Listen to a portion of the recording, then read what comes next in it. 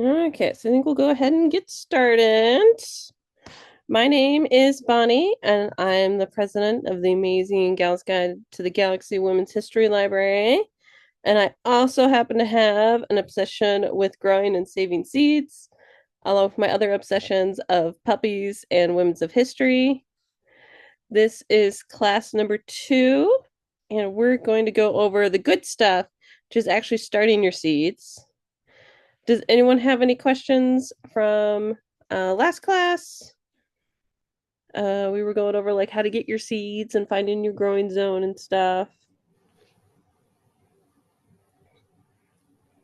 Um, and then if you have any questions as we're going through all this, let me know. You can either just ask it anytime or put it in the chat. I can't see the slideshow and the chat at the same time, but we'll circle around and pick them back up when we're done. Let's see here. I missed that one. Can you tell me what growing number we're in? This is number 2. This is 2 Okay. out of 3, and the other one is posted. I think the link is on the Gauss Guide website. It's probably also might also be on social media too, and then maybe newsletters. Okay, perfect. But Thank it's you. definitely it's on the website, and it'll link to a YouTube video where you can watch Awesome. the whole video there. Let's see, and then so for soil prep, before you load up your containers with your seed starting mix, you'll need to sterilize it. And the reason why you want to sterilize your soil mix is because there may be unwanted visitors in your mix, such as fungus gnats or their eggs that you don't want on your plants or in your house. Could even be weed seeds. You don't want any of that stuff.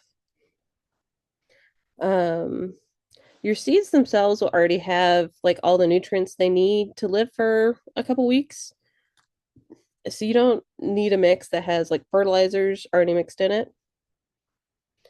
And depending on which method you use, you'll need your seed starting mix, a metal or maybe plastic container. You can use an aluminum foil pan, plastic tub, like a thicker one, or some older pots, old water bath canner, jelly roll pan, which is like a cookie sheet with like a lip. Um, let's see. Bonnie, how do you sterilize? Do you mean just boil it? Yeah, I'm going to go over 2 different methods here. First one is to use the oven.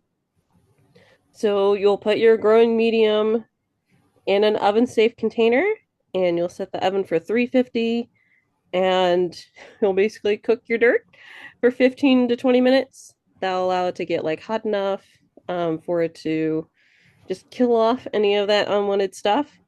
And that one's like pretty quick and easy to do that. We're going to pretend like this turkey is a bunch of dirt here. Um, just don't use like your good cooking pans for this. Use something either you got a garage sale or those old pots and pans that you're saving for when you dye clothes one day. Um,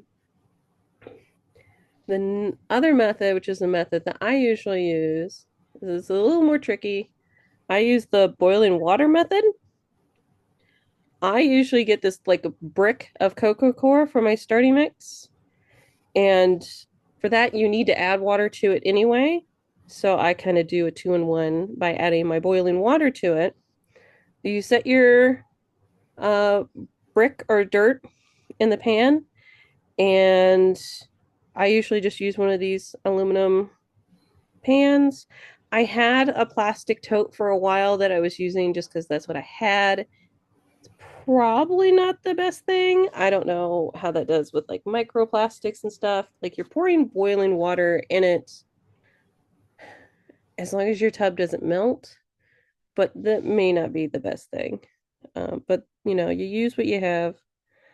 Um, so I'll put my brick in the pan, and I often put like a cooking sheet under it too, just in case it's gotten a little hole since the last time I've used it. And you'll boil water on the stove top, and you'll just pour the water in there. And then it usually takes me 2 loads of water. Pretty sure I don't think I cut down the audio of the video. You hear me walking around.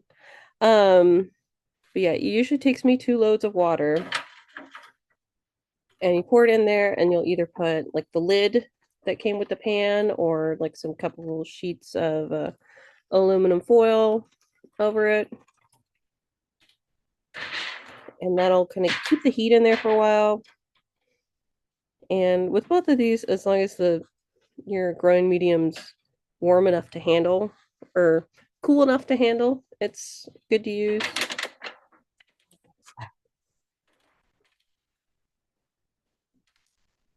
Okay, that's enough of that one. I don't remember what this other one is then. But yeah, that was how much was left after doing it once. And then I usually just kind of mix it up some more and add in my second pot. And then I usually do this and then I let it sit for like a couple hours. Or I'll do it one night and then I'll do my seed starting the next night. So that one, that's the one that I usually do. It's a little, you got to be a little safe. Make sure you don't accidentally spill boiling hot water on you or anything else. You don't want to be like tripping over the dog. And then for your growing mix, no matter which method you use, you don't want your seed starting mix to be like totally dry. You also don't want it to be like mud. Ideally, it should be just wet enough. So if you hold some in your hand and give it like a squeeze, there should be like little to no water like escaping from your hands, and it should kind of like hold its shape a little bit, kind of like it's clay. Let's see here. And then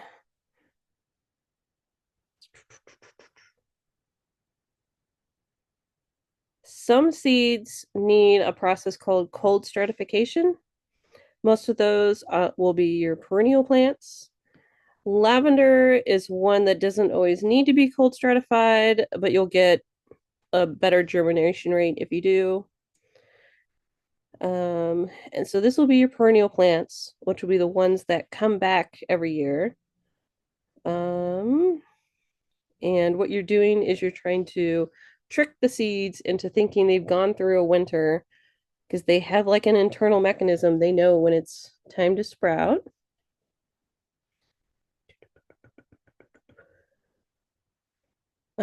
And to do this, you'll need paper towels and then I usually use a spray bottle. You could probably just run the paper towels over water and wring them out a bit. And then you'll want either plastic baggies or plastic containers. Let me go ahead and play this. I don't remember if I turned the sound off on that one either. So you're going to tear off a piece of your paper towel and get it wet. And you're looking for a balance between like too dry and too wet. You'll want your paper towel damp but not soaked. And there shouldn't be any like dripping water. And after you've gotten it wet, you'll put your seeds on the paper towel. And I usually like fold another layer over on top of them. Like fold the paper towel over. And you'll want to like press down lightly on the seeds, like enough to make sure that the seeds are making like good contact with the paper towel. But you don't want to press like too hard that you're just smashing your seeds. And I don't like close my Ziploc baggies. I leave them open, which has worked for me. I feel like if you close them, they might start to grow some mold or something. And then if you're using a plastic container, you can just like set the lid on top, but maybe not like snap it all the way closed. And you'll want to make sure you label your bags so you don't forget which seeds they are or what day you put them in the fridge. And you want to make sure your family members know that you have seeds in the fridge so they don't think this is some kind of weird leftovers and throw them away. Uh, you want to make sure the seeds stay moist and that they don't freeze. And Bonnie, uh-huh. how will you know if you want to do this other than if it's a perennial? Do the seed packets usually say? They usually say, you can Okay. also look it up online. They'll say on there, usually like for around where it'll say like how long it takes for them to sprout. It'll say if they require cold stratification is Okay. usually what they say on there. And then you'll want to leave them in the fridge for around 2 to 3 weeks for most of your perennial plants. If you leave them in there longer, like that's fine. You could go ahead and try planting them anyway. What you don't want to do is like take them out and put them back like in with the rest of your seeds. Like if you forget about them, just go ahead and plant them. I'm pretty sure I still have some in the fridge from last year. I'm gonna just try to plant and see. They should make it. I don't know if they're still wet, but we'll see. Like the bags haven't molded, so but yeah, most of your seeds don't need that. It'll mostly be perennial flowers and herbs. It won't be like your veggie seeds. It won't be like your tomatoes, your cucumbers, your lettuce. It won't be any of those ones. Like I can't think of a vegetable that you would do that to. Um, let's see. And then some seeds like to be soaked. That'll be on the back of the seed packet too. Um, I don't think any of the ones that tell you to soak that it's necessarily required, but it gives them like a boost. And this is usually for the larger seeds. Like I've seen it on the back of nasturtiums, and I believe I've seen it on peas and beans. You'll kind of soak them in there for usually like overnight or 24 hours. It lets them just kind of soak up some water and get started. And then you would go and put them in your growing medium like normal. And then some seeds will want you to do scarification. For this, you'll go at the seed a little bit with like a nail file to kind of abrase the seed coat so it can absorb the water and nutrients a little faster. Sometimes they'll also suggest you like nick it with like fingernail clippers. I've not had to actually do this with any seeds. So it's rare that you would need to do this, and this is probably more for like I think the books that I was reading about this was for like almost like pine cones or pine trees. So like it probably won't be a thing that you'll come across for a while, but it's a thing that's out there. Filling your containers. I grabbed a pink one because I was like, it'll be easy to see, and I didn't realize that my tray was also a pink tray. Um, so for filling your containers, you want your growing medium to not be too tightly packed or too loose. If it's too tight, your seeds will struggle to like grow roots. And if it's too loose, you're going to have a hard time when it's time to like move them either into a bigger pot or outside. You're just going to kind of pull out a plant with like bare roots. They're going to be like little naked plants. So the method that like to use is called finger packing. And then for the cells that are about this size, they're like about an inch square on top, and then they're like 2 or 3 inches deep. Let's see here. I like to, I'll usually like scoop up some growing medium in there, and then they're like showing like no water's coming out and it's kind of holding its shape. Um, but I'll scoop up some growing medium into the container until it's like full or even kind of over full. And I'll just kind of take my thumb and just smoosh it in there. Give it like one good smoosh. Oh God, squish. Oh goodness. Um, so I'll go through and I'll do that to all of them, and then I'll just fill it in the rest of the way. So the top will be kind of more loose. So when your seed's getting started, it'll have room to kind of get its roots growing in there. And then the bottom will be a bit more tightly packed. So when you go to transplant it, it will transplant well. But yeah, you don't want to just like keep jamming dirt in there to make it too tight. Now I see why you always have your fingernails painted. I need to redo them. They're still still black from last week. They're starting to chip a bit. But no, I'm always like redoing between playing in the dirt and doing art stuff. Like my nails are always chipping, so I'm always like repainting them like at least once a week. Um, so when you go to start your seeds, you're going to check on the back of your seed packet what your planting depth is.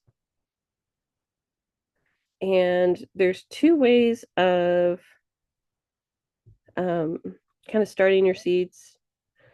Um, One way is you can kind of like pre-poke the depth of holes into your growing containers, place your seeds, and then kind of cover them back up, which is what I do for most of my seeds. The other way is to leave enough room in your growing container, somewhere between usually half an inch or a quarter of an inch, and depending on how much depth your seed packet says, and then you can like sprinkle the rest of the dirt on top and bury them. The general rule of thumb, if you don't see a planting depth on there or you can't find it, is that the larger the seed, the deeper it'll get planted.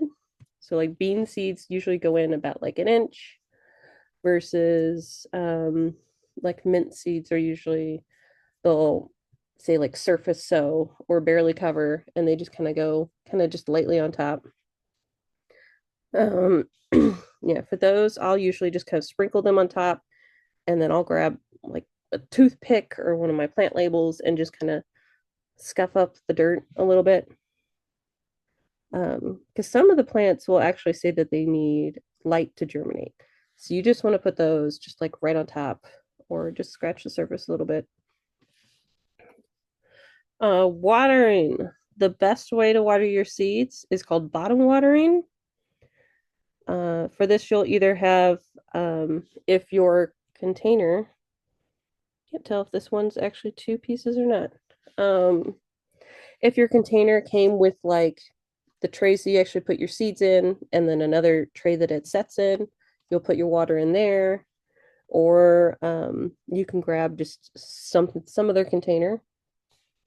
Um, when you do this, the water will soak up through the bottom, and you'll notice your mix get darker on the top when the water's reached the top. And it'll take some trial and error to figure out exactly like how much water to add in at a time. You don't want to leave your containers just sitting in water for days, but you also want to make sure that your mix around your seeds up at the top stays wet. Yeah, if your like growing kit didn't come with a bottom tray, you can use a foil pan, an old jelly roll pan, a plastic tub, your sink, your bathtub, just anything that'll hold water. Kind of leave them in there for like an hour or two, let them soak up some water, and then take them out. If you have too much water in your bottom tray, you just dump out the excess. What's worked for me for my, they call them 10-20 trays. I think they're supposed to be roughly 10 inches by 20 inches, like the standard little kit size. Is I have a half-gallon milk container, and I'll pull out one of my little 6-pack of plants and pour that in there, and I usually end up with about half of an inch on the bottom, and usually that's enough for them to for all that water to get wicked up in there. And this method's better than watering on the top because that way you don't risk like dislodging any of your seeds. And it also cuts down on the risk of mold growing. And then, You know, I don't think it's super practical, Bonnie, but several years ago, I wanted to start seeds with some kids I was teaching life skills to. mhm. And on YouTube, I saw this video where this man uses a 2 liter bottle and he slices off the top of it and then he inverts it.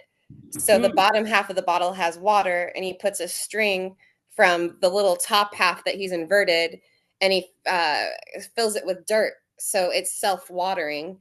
And Yeah, I did that with the kids and it worked really well. But of course, if you're starting a whole bunch of starts, using a bunch of 2 liter bottles isn't going to work. But it was just pretty fun if anybody wants to do an experiment like that. And the fact that it was self watering kind of takes some of the thinking out of it. yeah, it's the same kind of, it's you're kind of like bottom watering, but with almost like a wick at the bottom. Yes. Yeah. Yeah. Let's see. And then for how often you water, you want to keep your seeds wet enough so that they'll germinate. So this would probably be like when you've just planted your seeds, maybe the only time you want to maybe like have a spray bottle and mist them to kind of keep the top wet. You don't want it like super crazy soaking wet, but you want that top to stay wet where your seeds are. Once your plants actually sprout, you don't want to be doing that. Um, but as your plants get bigger, you'll be wanting to water often enough to that the top of your growing medium will dry out a little bit and it'll usually be like a little lighter in color. It'll lose moisture from like the top down. So the top will always be like the driest. So you want it to dry out a little bit and then you can re-water. And this will also help cut down on the likelihood of mold growing because the mold likes that moist environment. It'll also help prevent a thing called dampening off. Ooh, thought I was going to burp. Dampening off, if you have them too wet, your seeds will kind of like behead themselves at the soil level and they will die. Like, I don't, if they're just too wet, they give up. They're like, no. So you don't want that to happen to your plant babies either. Um, and then light. A lot of people will grow with lights. Some people will grow without lights. It's definitely not necessary. I grew without lights for years. Um, like it helps, but you can definitely grow without them. Once your plants sprout, they'll be searching for sunlight, and if they don't get enough lights, or if they don't get enough light, they'll get leggy. These marigolds that I have, I should have like figured out how to circle them. These little yellow flowers over here, they are leggy. Like they are really stretched out further than they really should be. Like that little clump of green should really probably be right at the dirt there. It also looks like I have mulch in there. I don't know what the heck's going on in that old cup. This was me growing in, I think, 2020. Like I still have my little plastic cups, but apparently I had already sprung for the fancy bootstrap farmer trays, but I was still growing in little plastic cups. But yeah, so that's kind of what a leggy plant will look like. It'll be kind of stretched out. They'll usually be kind of a little lighter in color.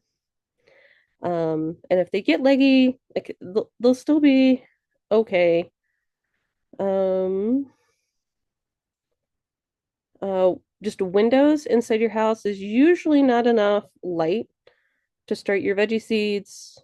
They'll stretch and they'll bend. Uh, don't just like toss out your plants if that happens. They're still growable. They may just end up being kind of a little funky. Like I grew some lettuce once that got leggy and it was like a romaine lettuce. So I had a little like a clump of leaves for the romaine, but then it almost had like a little stem that just kind of went along the ground and then the root went down. So it was still like a usable plant. It was just they were a little weird. If you want to start your seeds indoors without grow lights, You put them next to a window when you can. And what you'll want to do is bring your plants outdoors on days when the temperature is above freezing. If your plants haven't sprouted yet or just sprouted in the last like 24-ish hours, you can leave them outside like all day as long as it's above freezing. If your plants are a little older, you have to do a process called hardening off, which is something you'll have to do if you use grow lights anyway. Your plants will eventually or essentially get sunburnt and die if they've been not been exposed to sunlight and you just stick them outside all day. They will get they'll get like brown patches. So what you'll want to do to work on your plants' tans, you'll want to set them outside for an hour or two when it's above freezing and bring them back in. And the next day that you're able to take them out, you'll leave them out for 2 or 3 hours. So you'll just kind of gradually extend that time period that they're exposed to sunlight. And once they've reached about 8 hours, they should be hardy enough that you can leave them out there all day as long as it's above freezing. If it's a cloudy day, you can leave them out a bit longer because there's going to be less sunlight hitting them. Probably don't want to leave, especially if their plants have not sprouted yet, leave them out when it's raining because that rain may come down and mess up your seeds. Um, if you leave them outside when it's lightly raining, and especially if they're little baby plants, then you don't need to water your plants. So that's always a plus. But if it's like day one of your plant popping out, you can leave it out for the full 8 hours. And if you are bringing your plants in and outside, you'll need to check your water levels a little more. Putting them outside, they tend to dry out a little faster, so you might need to water them a little bit more. You do that.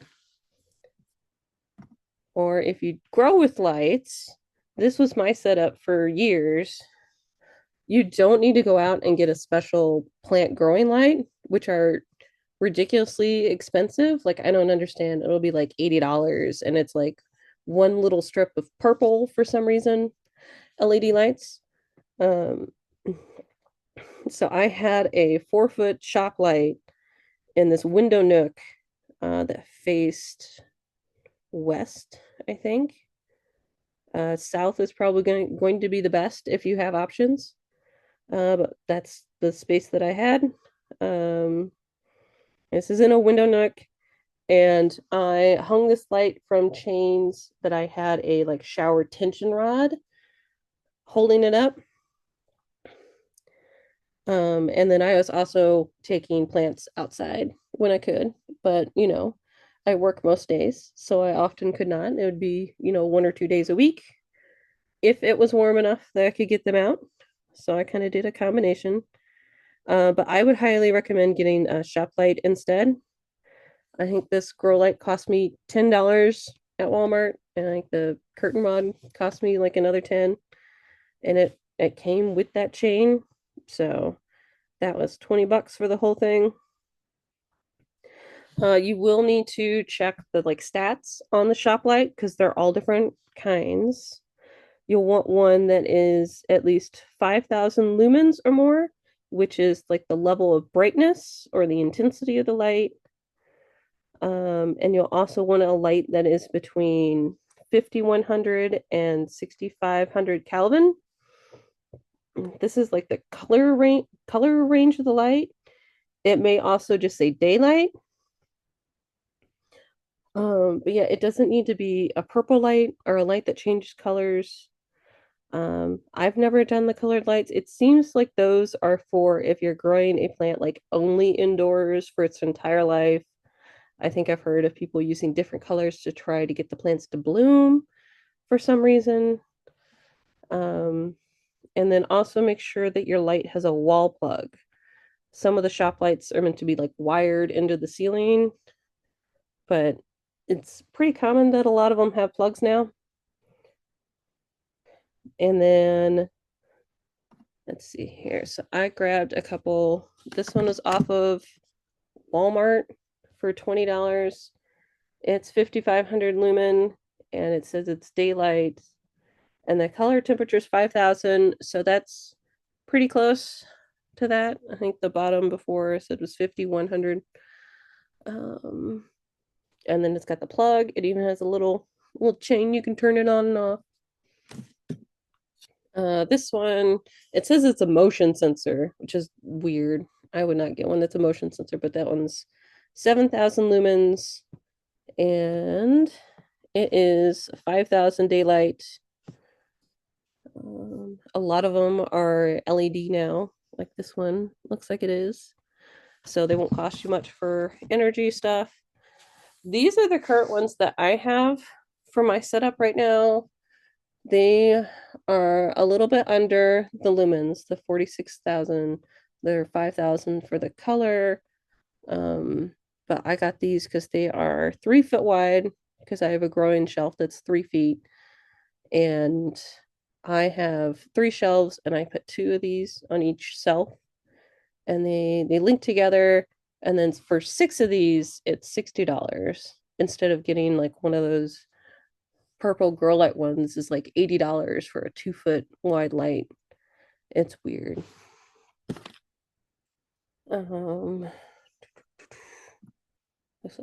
I would also recommend getting a timer. Let's see, I feel like I skipped something with the lights though.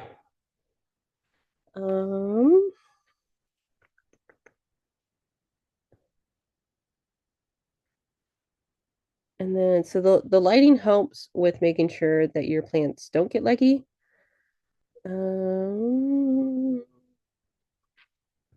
If your plants do get leggy, one way you can help either prevent it or kind of help correct it is to put a light fan by your plants for a few hours a day.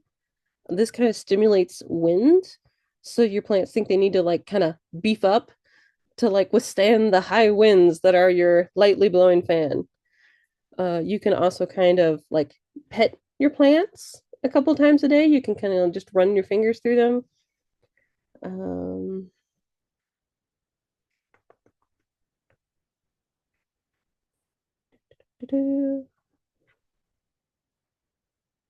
lights, wall plug. And then depending on the brightness of your lights, you'll want the lights either closer or farther away from your plants. Kind of the default is to have your light about 2 or 3 inches above your plants, and you'll want to like move it up as they grow. But if your lights are higher lumens, like that other one I think was 7,000, you may want that a little bit higher to start with. And you can either move your light up and down, or you can move your plant trays up and down. Yeah, I highly recommend you getting a timer. You can use the same timer that you use for your Christmas tree, like your indoor Christmas tree or your outdoor Christmas tree lights. It's the same kind of thing. It'll just be easier. Either that or set a reminder on your phone to plug and unplug your lights. If you use lights, you want your lights to be on most of the day, but you want the lights off for about 8 hours every night. I set mine to come on at 8 a.m. and it turns off at midnight. And we just have this timer. I set it, plug it in, and I don't have to mess with it. This is what my setup looks like looks right now. I have this like 2 foot by 3 foot shelf that we moved over from the other house because there was a little nook in our kitchen that I was starting seeds in, and it wasn't wide enough for 4 feet. So I have my lights. I only have two of them on right now, but I have like 3 growing shelves, and the lights that I have all connect together. And I've just got one light on right now. And I have a heat mat under this first tray. So heat mats, you don't have to have a heat mat, but some seeds like tomatoes and peppers like to be a little warmer to sprout. That doesn't mean that they won't necessarily sprout, but it can definitely like speed up the time that it takes them to sprout. Especially peppers. Peppers can take 3 weeks to sprout. So if you use a heat mat, they might sprout in like a week instead of 3 weeks. If you don't have a heat mat, a lot of people will put seeds on top of their fridge. There's like I guess something that in the refrigerator with like the motor going is a little bit warmer on top of the fridge. But you want to make sure your cat doesn't get up there either.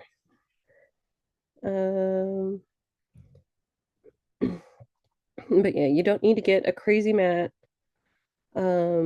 Most of them are designed to fit your 10-20 trays. They'll be like about 10 inches by 20 inches, and they'll be like $20. Um, you don't want to use an electric blanket or heat pad.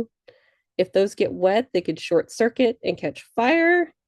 They also usually have a timer that shuts off automatically, like so it'll run for like 4 hours and turn off. These heat mats, they run all the time, but they only get up to like, I don't know, like 90 degrees or something. They don't get real hot because they're meant for you to put the tray on top so that by the time it's getting to like your seeds in your plant, it's like 5 or 10 degrees warmer than room temperature. Like they don't get crazy hot. Like if you put your hand on it, it'll feel warmer. Um, and then you only need to use that heat mat while your seeds are sprouting. After your seeds have all like sprouted, you can turn it off. It doesn't need it anymore. And then for next class, we're going to go over how to take care of your plant babies. This is going to include getting them adjusted to the sunlight, fertilizing them, moving them to larger pots, and finding the ideal spot to put them outside. In the meantime, if you have any questions about starting into your seeds or finding the right lighting or anything else, let me know. Does anyone have any questions right now?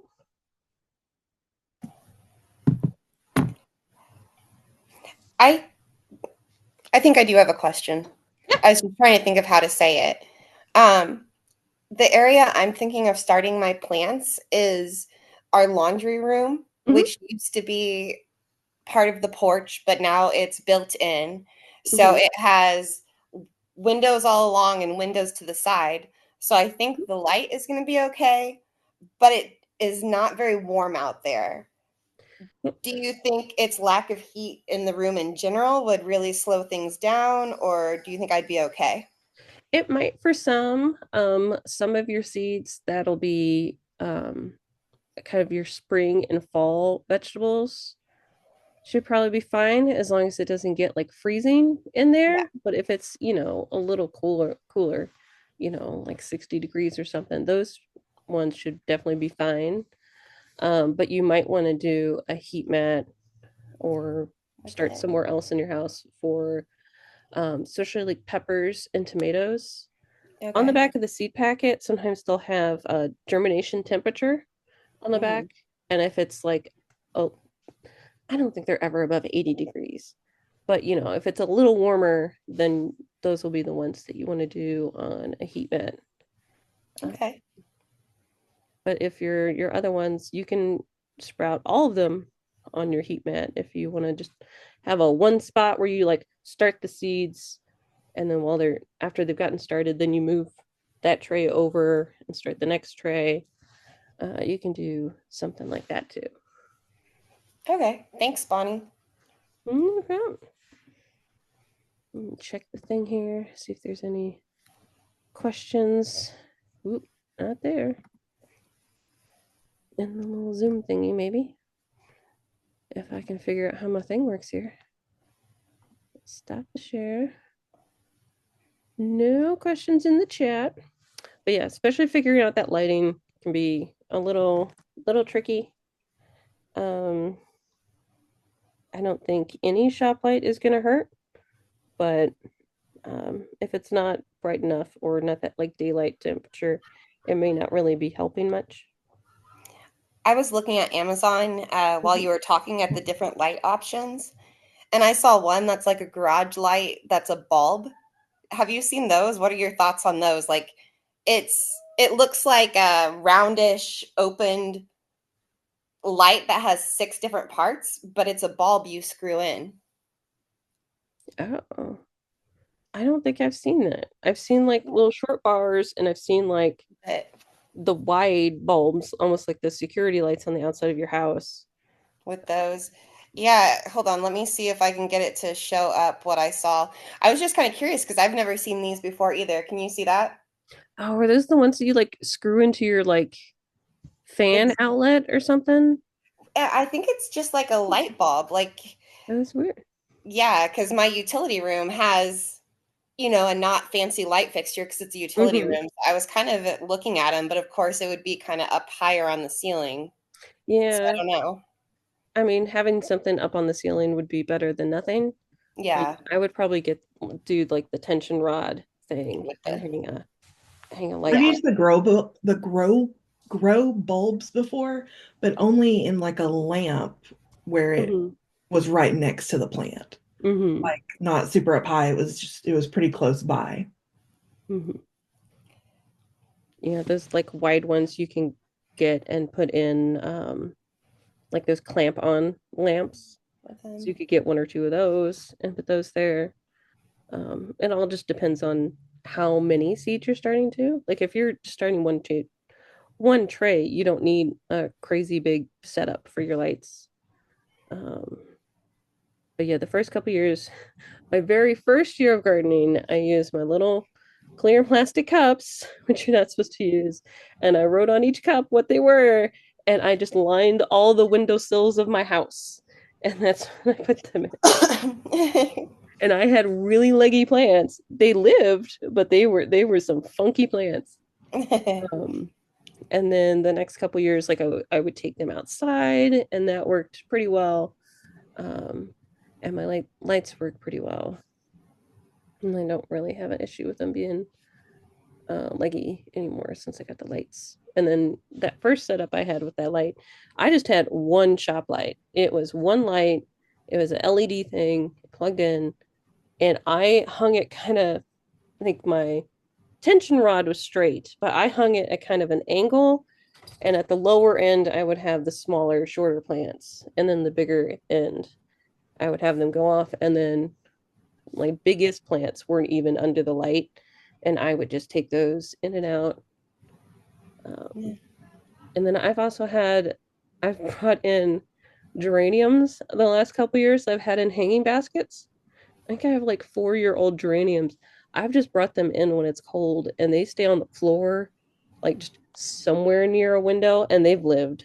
So, but I still like every spring I'll harden them off too and get them gradually adjusted to the sunlight again.